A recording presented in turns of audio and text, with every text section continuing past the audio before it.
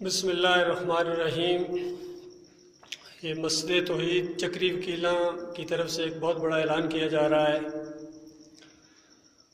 دیکھیے، آج 15 شعبان ہے، ہر طرف سے پٹاخوں کی اور تقریروں کی مساجد سے آوازیں آ رہی ہیں، اور ایسا لگتا ہے کہ دیوالی کا سا سماں ہے۔ جس طرح ہندو دیوالی کے موقع کے اوپر پٹاخے، چراغاں، پھلجھڑیاں، شیرینیاں بانٹتے ہیں، آج یہ چیز مسلمانوں کے اندر بھی ان کے ساتھ رہنے کی وجہ سے یا ان کے دیکھا دیکھی آ گئی ہے۔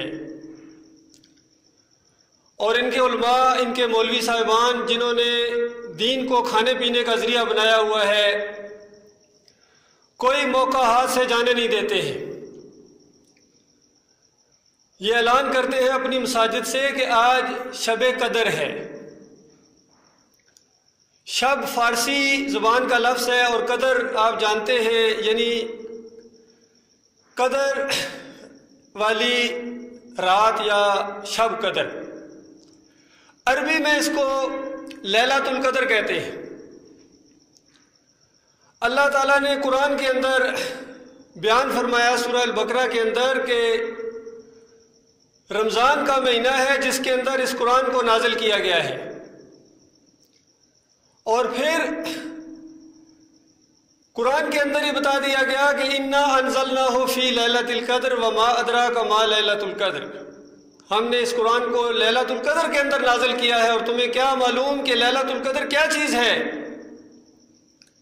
لیلۃ القدر 1000 مہینوں کی راتوں سے بہتر ہے، عبادت سے بہتر ہے۔ اس کے اندر فرشتے اور روح الامین یعنی جبریل علیہ السلام بھی تشریف لاتے ہیں، اور اس رات کی عبادت کا موقع جس مومن کو مل گیا، اس نے گویا ہزاروں راتوں کی عبادت کی، اپنے اندر اعمال کو سمیٹ لیا۔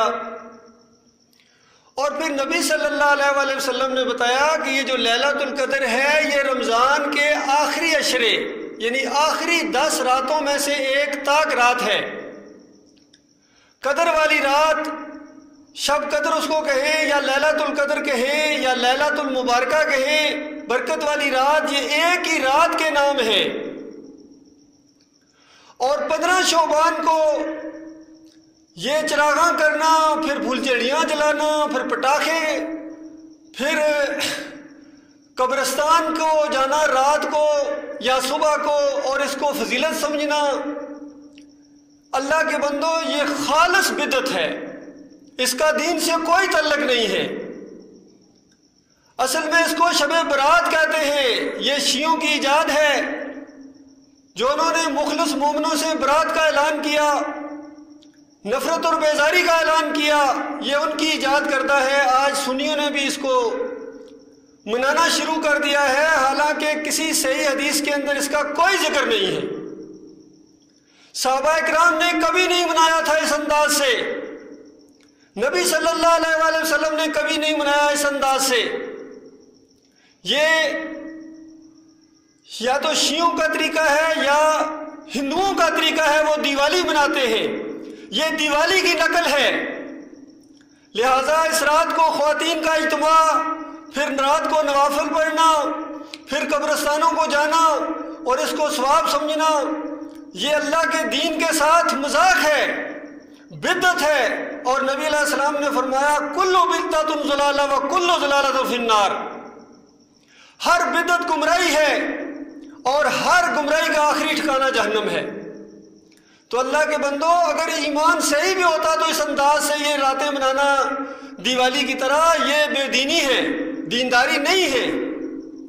باقی آپ سنتے رہتے ہیں، ہم آپ کی نشاندہی کرتے رہتے ہیں، ہم آپ کے خیر خواہ ہیں، ہم آپ سے پیسہ نہیں مانگتے ہیں، ہم آپ سے ووٹ نہیں مانگتے ہیں، ہمیں کوئی لالچ نہیں ہے آپ سے سوائے اس کے کہ آپ لوگوں کی جان اور آپ کے اہل و عیال کی جان جہنم کی آگ سے بچ جائے۔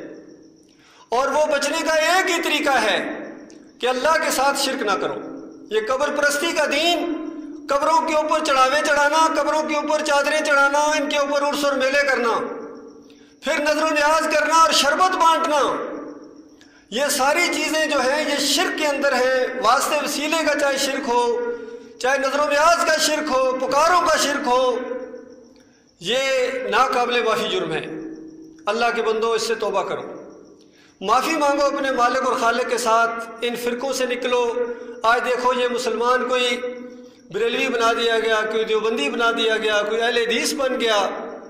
اللہ کے بندو مسلمان تو صرف مسلمان ہوتا ہے، ایک کلمہ، ایک کتاب، ایک قبلہ۔ لہٰذا غور و فکر کرو، اللہ تعالیٰ غور و فکر کرنے کی توفیق عطا فرمائے۔